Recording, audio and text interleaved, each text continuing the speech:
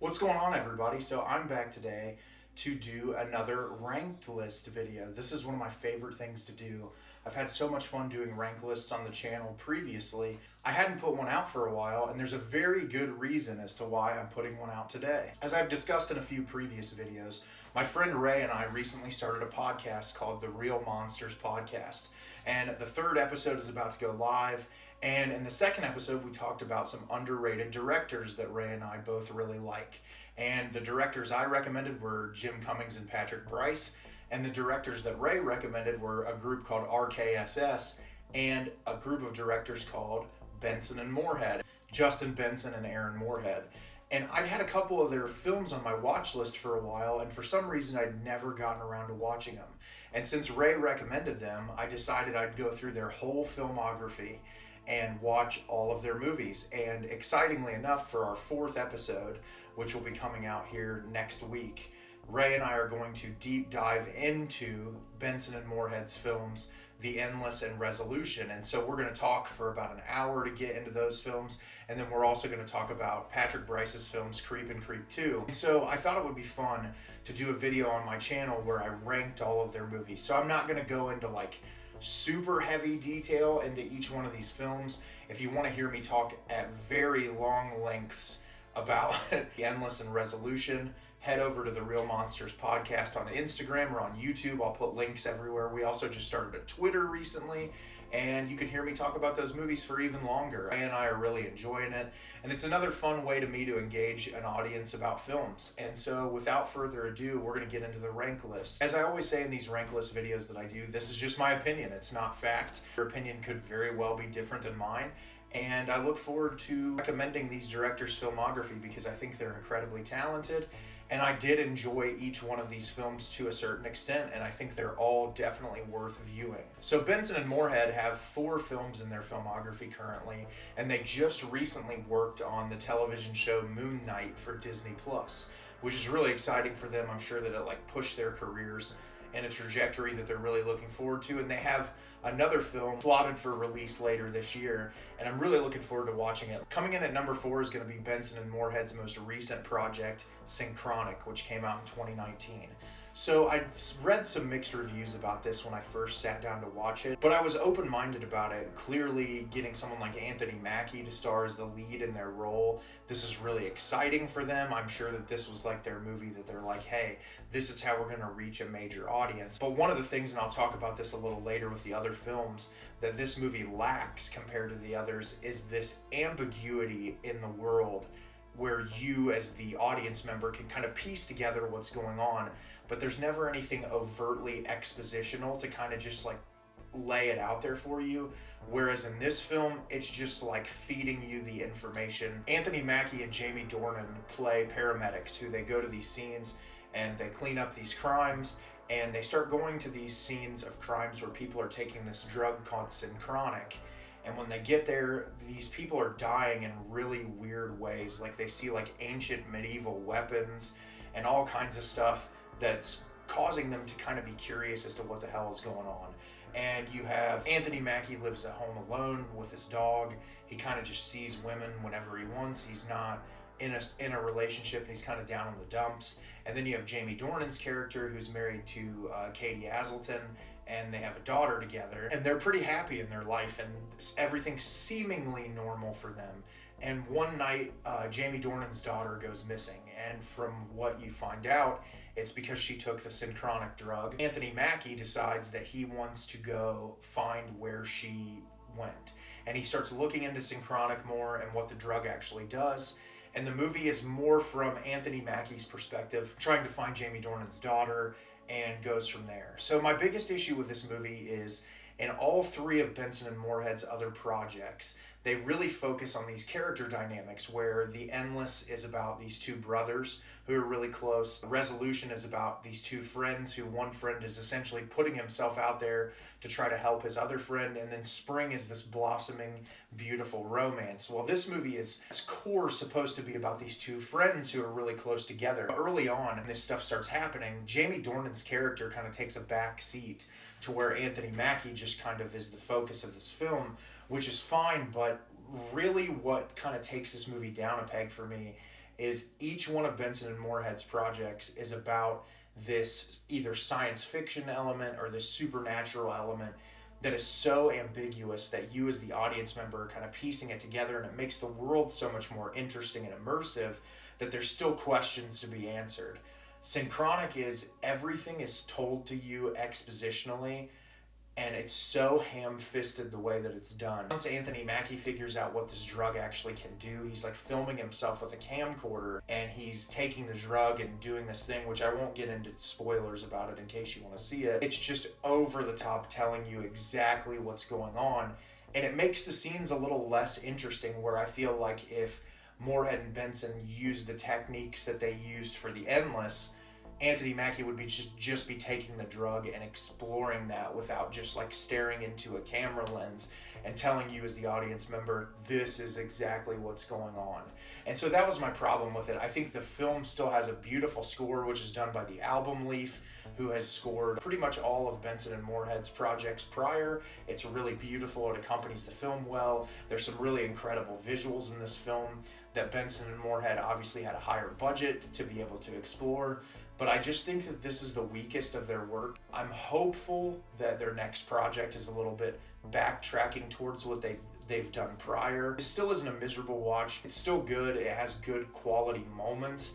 It's just a little ham-fisted expositionally, which is why it comes in last place for me. Coming in at number 3 is Benson and Moorhead's debut project, which is called Resolution. And this film really surprised me how well it was executed and how incredibly the budget was utilized to its advantage, because this movie was made on the cheap, but it looks great, and it's really, there's a lot of attention to detail as far as the camera work is concerned, and they really get an amazing set of performances from our lead 2 actors. So you have our lead character, Michael, who him and his wife live together, and he gets this video message from his friend Chris. It's like him in the middle of the woods somewhere. He's like shooting off guns, and he's drugged out of his mind. But he tells his wife that he's gonna go to these coordinates that he was given where he's at to go try and get him clean, try to get him to go to rehab. And so he goes out and he drives into the middle of nowhere, and it's in the woods, and there's this dilapidated cabin, and as soon as Michael gets out of the car, Chris is like shooting guns up into the air and kind of going nuts. And he's like, hey man, it's me, it's your friend. And he's like, oh, come on in. So he goes in, and it's like literally this barren house that there's nothing but like a mattress on the floor, and it's just a really junky place. And so he goes in there and he starts talking to Chris a little bit, and he ends up handcuffing Chris to the wall and says, hey, I'm gonna stay here with you for 7 days. We're gonna get all this shit out of your system, and then I'm gonna take you to rehab. And so the story is the two of them in this space together, a friend trying to help another friend overcome their drug addiction, but then this weird supernatural things start to happen, which is what makes the film so interesting.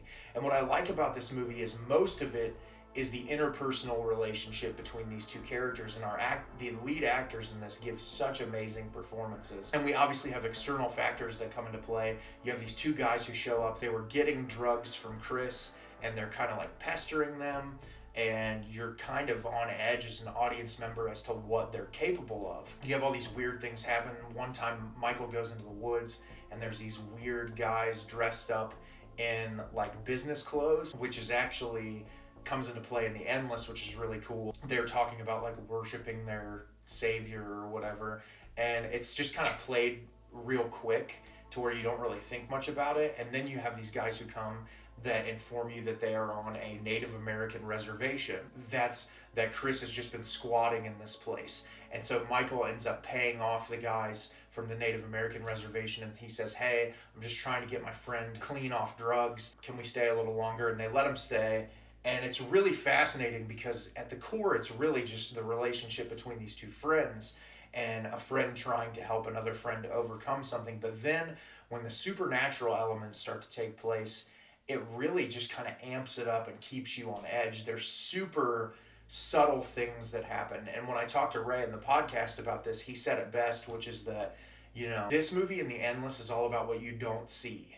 There's so much that's implied through visuals and through camera movements that you just don't see. So you're kind of building it in your mind. And by the end of Resolution, you're still really not 100% sure what this entity is or what's going on, which is great because you can kind of build it up in your head and imagine what had happened. But this is just a really impressive directorial debut. It's streaming on Tubi and Shudder right now, and it's 100% worth your time. It's so good, and that's why it's number 3 on my list. So 2 and 1 were really difficult for me because I think both of these movies are incredible. I loved both of them a lot, but one just edges out the other one for me just a little bit. So coming in at number 2 is going to be The Endless, the spiritual sequel to Resolution, which is really great. So you actually have Benson and Moorhead are the lead characters in this film, and they play 2 brothers who have escaped a quote-unquote UFO death cult, which, as you find out later on in the film, they were the 2 guys that showed up in Resolution. And so younger brother, Aaron, is really not coming to terms with where he is in life,